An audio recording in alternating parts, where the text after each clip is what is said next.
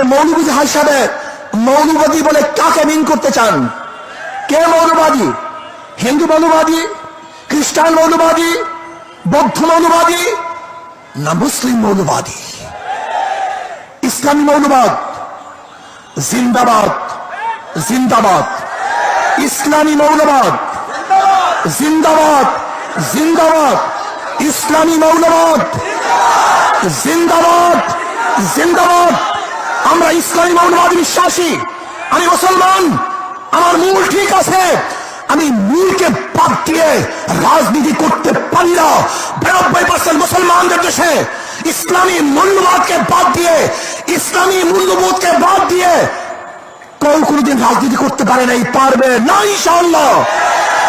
কাজী আপনি যে স্বপ্ন দেখেছেন মৌলবাদীর ক্ষমতা আসবে না, আসে নাই, সম্ভাবনা নেই।